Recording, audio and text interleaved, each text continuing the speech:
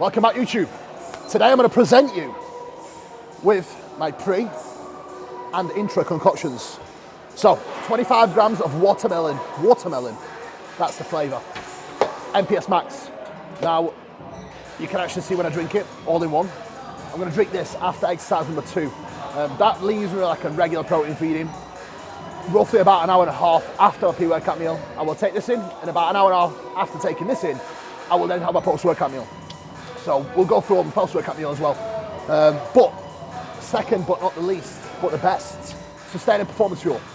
Reason why I mix both Sustain and Performance Fuel, it's pretty simple. Sustain has a hydration formula in it, and it's a mix of glucose and fructose, which is amazing when it comes to hydration and replenishing glycogen stores that you will deplete during training. Performance Fuel, straight cyclic dextrin, which is again amazing as an intra-workout carbohydrate source. Digests super easy and doesn't give you the bloat, and I can ingest 100 grams of carbohydrates worth, which is exactly what's here, in one single session with no issues, and then I keep a post-workout no problem. Whereas other companies that I know my clients have used in the past and then swapped to this, I've always had issues with, so that's the one. Now, what I have for a pre-workout at the moment, no caffeine, just the pumpage. At the moment, I'm saving my caffeine intake for when I need it. 2 weeks into the diet, well, this is actually week number 2. Body weight's coming down nicely, I feel great, I feel much better, I feel much more productive. And as you can probably see, I'm not way near sluggish, so plenty more content coming your way, guys. Before we know it, I'm gonna drink this and we can get on with the video.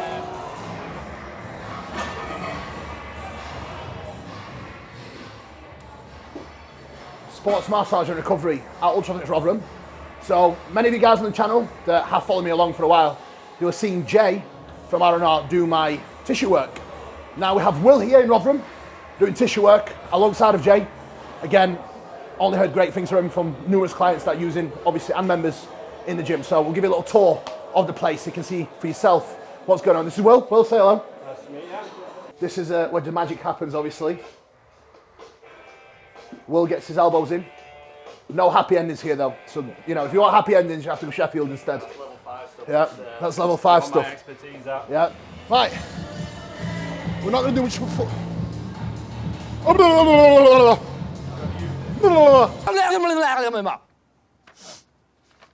That's it. That's what I meant to say. What I was meant to say is, we're not going to do too much talking today, I don't think. See what mood we're in.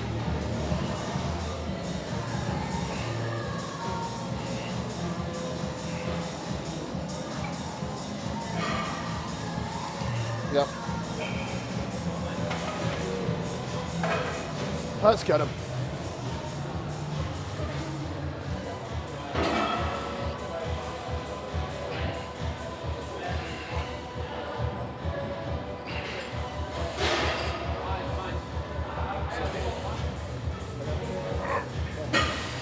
Come on. Yes, well. Oh, yep.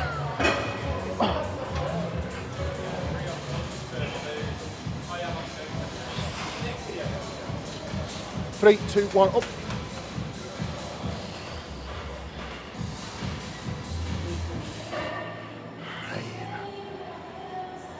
Hey, come on.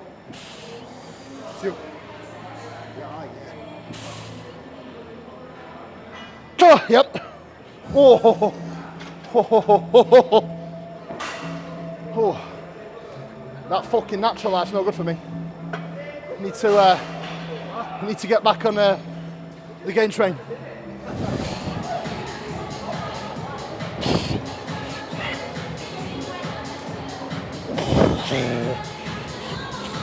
Couple warm-up sets and then it's game time.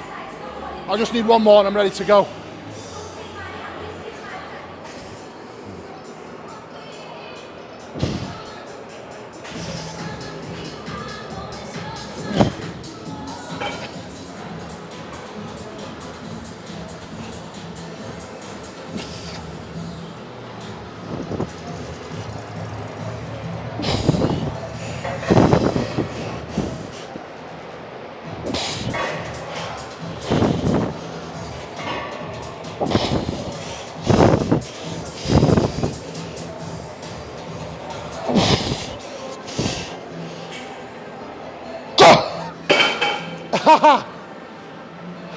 do have a great fucking reel, but I'm gonna say it when I get my breath back.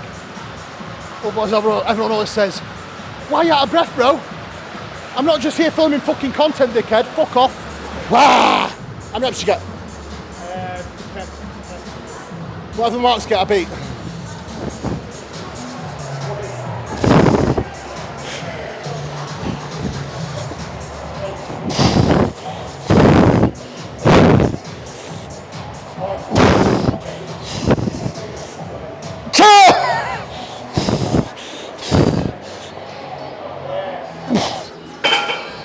Let's talk about training for sensation versus actually training to lift the maximum load you can with great setup and great execution. There's lifts, like the lying leg curl, that you can adjust to increase sensation, but actually take away stability from the exercise. My goal in this lift is to create as much of a stable environment as possible. It all starts here. Bracing your core, bracing through your lats, keeping pelvis in a nice stable position, driving the quads into the pad. What I don't want to see people do is make a great movement like this that provides you with a lot of stability to then look like this at the end of your set, in fucking pain, to try and get up on the seat and make it a very, very, very ineffective exercise with increased sensation. You can do this across any lift. You can make any lift hurt and just feel good. But if you're not using the load that your muscle can potentially lift to its full capacity, the likelihood of you breaking down the muscle tissue to get an adaptive response to grow is very fucking slim. So, don't train for sensation. Look to make your exercise as accurate and train as hard as you physically can. Write that one down. Back to the point about stability. See a lot of people, put your hands back on there, put your hands back on there, put your hands back on your thighs. See a lot of people do this, right? How stable do you think you are not holding your hips down? Look, keep it just a few reps, Right, pay attention to what happens to this. It's all moving, right? Now drive your hips down in and using this. Pull them in hard. Now look at this. How much more force can you generate right now? Exactly. That's my whole point. When it comes to bracing, when it comes to making movements as stable as possible to get the most output, that's key when it comes to building muscle mass. And some of these principles actually apply in powerlifting. You cannot fire a cannon out of a canoe. My favourite saying of all time. More stability equals more strength. More strength to a degree equals more muscle tissue. It's as simple as that. Get in, get after it, and get fucking massive.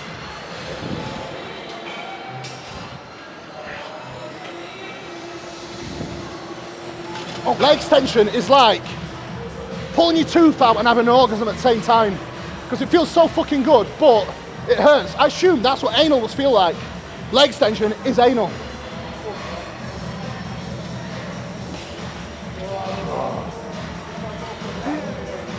Think knees forward now, knees forward as you come to stretch. That's it, pause and drive out. How's that feel? Yes. One fucking set to death. To absolute death. Otherwise, you're not going to be able to walk by next leg day. On paper, looks like not much volume, but we take it to failure, and in some sets, slightly beyond. When you leave everything in a single set, your volume that you can recover from will be much lower than you realise. However, it takes a long time to get yourself to that place mentally where you're able to take these sets as far and as deep as you can without your form breaking down, because that is where you have to get through a certain pain barrier that unfortunately will not happen in your early age through your training career. It takes time to develop, and I do think mentally you need to build a fortitude to be able to withstand it as well. So the harder you train, the less you can do. Mike Mentor style, write that down, motherfucker. Being totally honest, taking a real deep set on this hurts more than a hack squat set, because you get to a place where you know you have 5-6 reps left in the tank, and the pain that you have to go through for another 6 reps is ridiculous, especially working at a slightly higher rep range on these, which again here we're aiming 12 to 15 reps, no less. Because off the back of this, I want us to both go into the hack squat with squats fully fucking blown. No less. It's time to fucking do it. Yes, sir.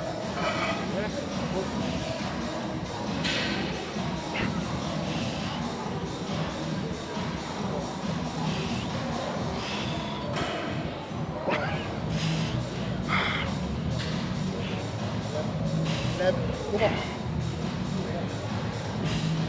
On your own. Put them on your own. Short game.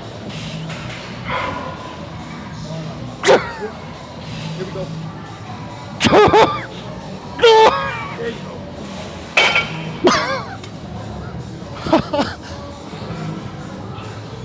Very good spot. Very good fucking spot. Learning. He's finally fucking got it 2 years later. Proud of you. One thing to note, how to spot during a set. I'm gonna show you in a minute. I see far too many people make it fucking light. When we spot each other, it's not to take the fucking load away from him. I'm gonna assist him getting the hard rep. And these are the hard reps that are effective reps. These are the reps that matter. So now you're gonna get to see how to spot to actually help, not take away the stimulus. One thing for the first year that I had to grill him about is, go on. So, when you're going to spot, instead of pulling through the pads, spot with someone's ankle. Because if you pull with the pads, it's literally pulling the tension off their leg completely. So if you pull from with their heel, it's bringing the tension with them, so it makes it harder rather than just taking that weight off them. Big difference. This is how you know someone's experienced with training, someone that's not. All these little things we've worked on together. I've been taught these things by people who are so knowledgeable and have so much experience in the industry. Then I'd be able to share this with Mark as well. But now, as you'll see in the set, he's so effective with it. It's like second nature, and you know exactly how much to give me as well to make that set effective. Now, let's get stuck in and fucking show you. Right, big man. Okay. Switch off. Okay. Take the set to death. Excellent work, Mark. Come on. Drive. Beautiful reps. Come on. The set's only just starting. The set's only just started. One rep on your own. Complete the fucking rep. Complete the rep. Full extension, and again. Work, motherfucker, come on, work. Drive. All the way through. Excellent. One big thing to pay attention to here. As you could see, the rep speed did not change. As I start to spot him, all I literally did is just kept him moving. I did not speed the rep up. So the challenge was still on. And he still did the most work. I just literally assisted him being able to get full extension.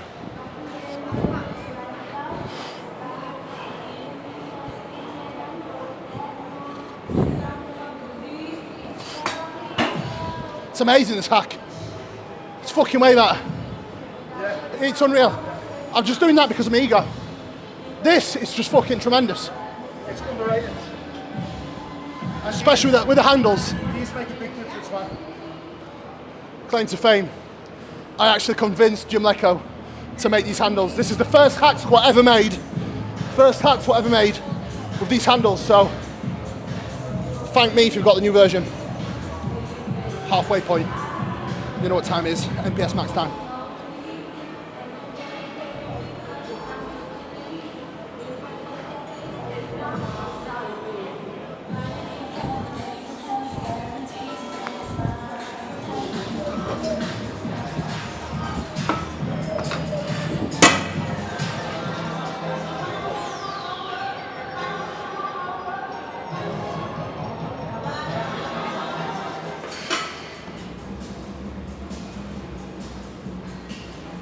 Ah! Here we fucking go. All day, motherfucker.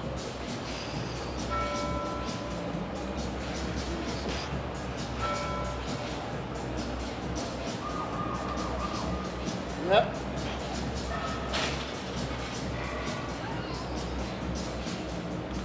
Come on, all day. Come on.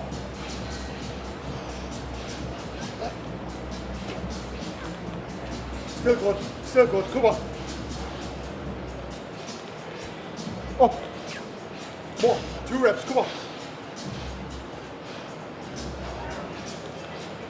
Up. More, come on.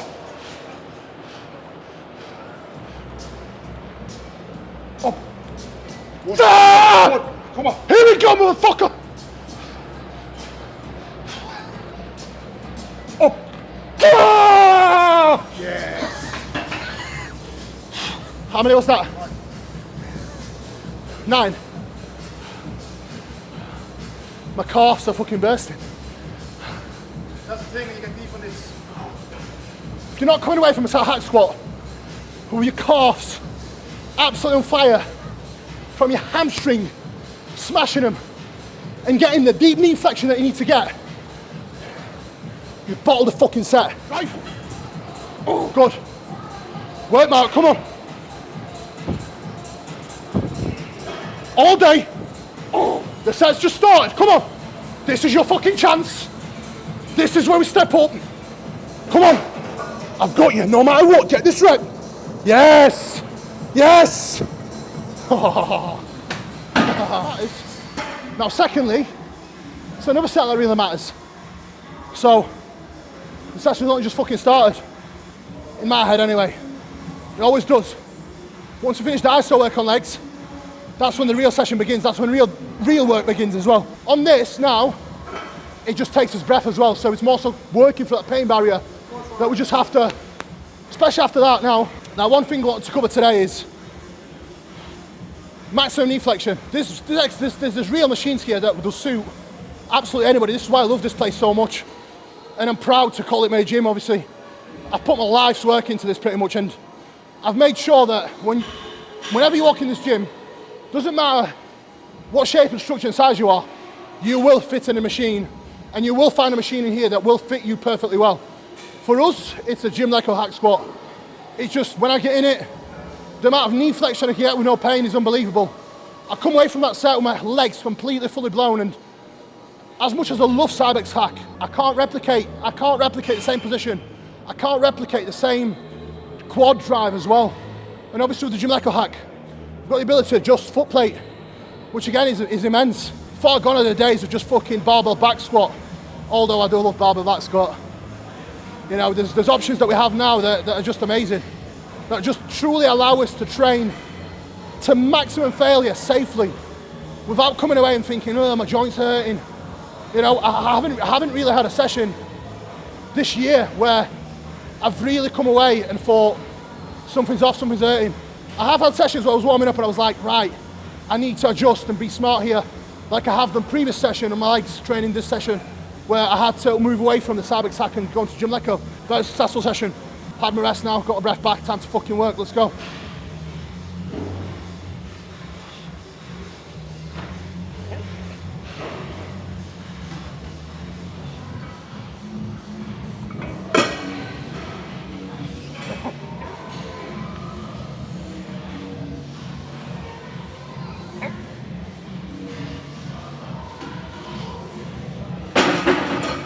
Hack squat is a movement where I'm always going to say your hamstrings crush your fucking hamstring. When you get onto a leg press, the biggest limiting factor for bigger guys is the size of your quads. You don't have fucking pencil legs, you've got big legs. So coming down, there's only a limited amount of range of motion you can get until you're literally jamming your quads into your rib cage, and then it's all literally the midsection. So as much as people say is, yeah, you should like go, you know, maximum depth on the leg press, it's like, to do fucking what? Train my fucking abs. Yeah. My goal is the fucking quadriceps, right? So I'm going to be mindful of taking just enough range of motion not to crush my ribcage and not to make it a fucking ab exercise. Because if I let it sit here, mate, the amount of force I can generate from my ribcage and abs is ridiculous. I can bounce it back up all day long. That's not the point. I want to try and make it as hard as possible. It's much harder taking that stop, pausing before you let this happen, and then driving back up, change that direction. Do you know what I mean? Like that fucking downward focus. 13 now, 13.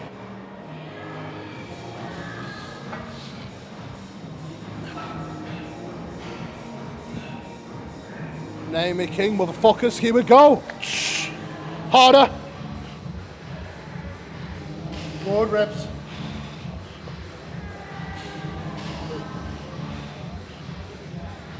Yep, I make this one easy. Give me 2 more easy. Come on, come on, come on.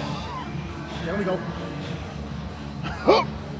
Drive. 1 more easy. Easy. Don't even make it look hard. And there we go. Come on. Come on. Yeah. One. Come on. Take your time. Take your time. Let's go. Come on, come on. Everything now. Draw. Yes. Rock!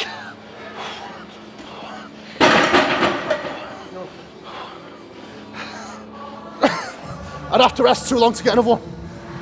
This is something you can use with your clients.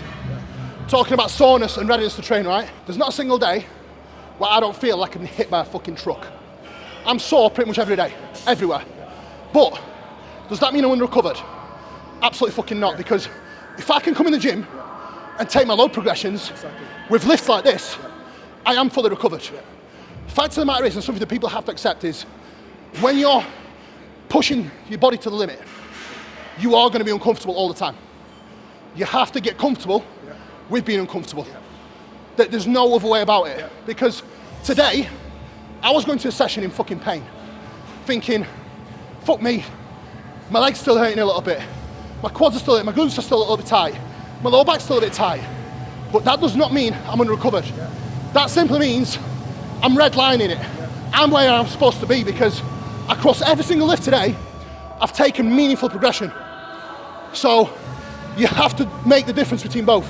This is where tracking your lifts and logbook is extremely important, because that's when you know the difference between you're recovered, but you're doing it fucking right and you're getting after it, and being under-recovered and needing to bring your training volume down and potentially even training intensity or removing certain movements to draw out fatigue.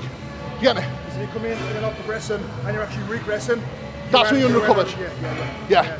If you're making progress, you're taking it there, you're recovering well. Keep fucking going until you can't go no more. Write that one down, motherfucker. Did you see how intentionally I was taking that stop there? I'm not sure if it looked like I did or not. At the bottom? Yeah. It's like you control into it, so you're not bouncing. Little pause and then drive. Exactly.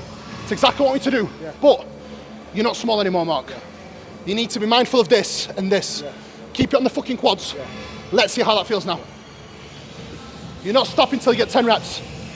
10 fucking reps. And drive. Good work, Mark. Good work. And drive. Excellent. This is where we fight through that pain. This is where we fight through it. Rebrace. I want this tighter, this rep. Take this fucking rep. Get tighter. And drive. Yes. Oh. Right, I'm holding it. Your hips as well now. Your arms been going like this. Yeah. To a degree, your hip will move. But I think before, because you were trying to get more depth, your pelvis were doing this. Yeah. So, if your pelvis doing that, that will create some fatigue for the SLDLs in 5 days' time. Now, keeping that still, it's all here, not glute. And don't forget, you've got massive fucking glutes as well. Yeah. So now, it's a little bit more accurate. Yeah. Not letting them bounce out. Yep. Keeping them in as I press. That's exactly what I saw you doing on the Cybex. And remember the first session on the Gym Like a Hack? Yeah. When I said, keep them knees in. Because you're literally got in a habit again where you forgot the cue and you need to let your knees travel forward, and you was, because naturally you're like this. So, when you think about it, tension's always going to run in a straight line, right? Yeah. You let your knees come out to the side, it's always going to be pulling in these directions, so you want to keep your joints stacked all the way through. And again, I'm not against people letting the knees travel out. However, for me, and for you, and many other people I coach, what I've seen is, letting the knees travel out on a compound movement leads to fucking knee issues, especially taking the depth and the range of motion that we are taking. So try it out for yourself. Might work, might not. I don't care. That's what I like. That's what I do with my guys. You've got to visualize it, bro. You've got to visualize it. Say it again, Mark. If it's a 50-50 rep, just give me one, yeah? It's fucking time. It's fucking time. Fucking time is it? Tell them, Alex. Time is it? Time to get fucking massive.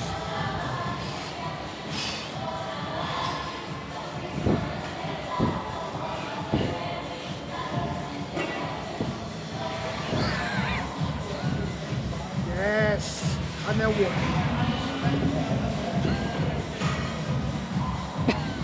Oh yeah.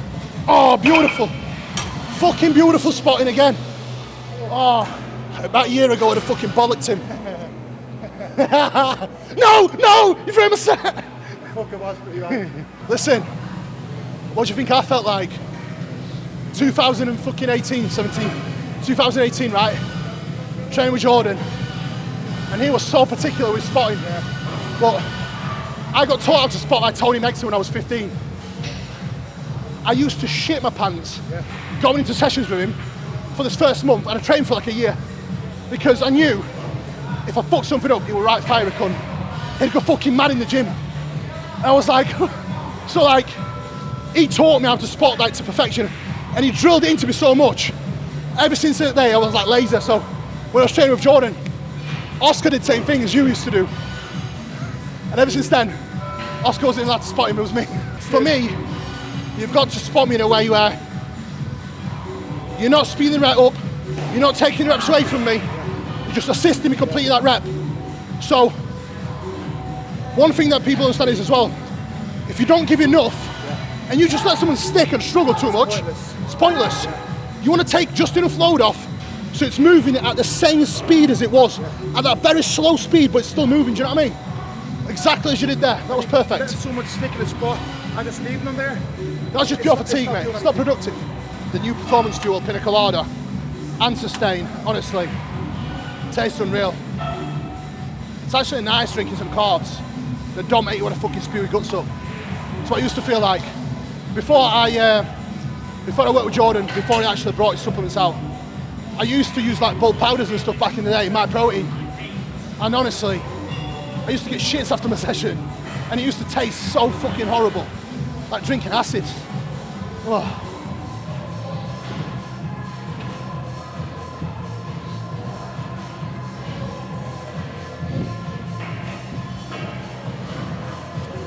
Join this. Fucking hell. Fantastic. One thing that I still think is extremely valued. I've been training between 5 to 6, 7 days a week since 11 years old, right? And to this day now, like, I could be having a really shitty day, like today. I could come in the gym and I forget about the world. And a couple of sets in, I feel amazing. My mood's changed. You could have probably seen like the difference in my mood as session went on. Like, after I started hack squat, coming away from it, I just felt so happy. And as much as some people don't like training, some people find it boring, whatever, I wish that someday you find something that gives you as much pleasure and joy and happiness as this does me. It's amazing. This is the set, Alex. Horrible set. This is a horrible set. But it's my fucking favourite set.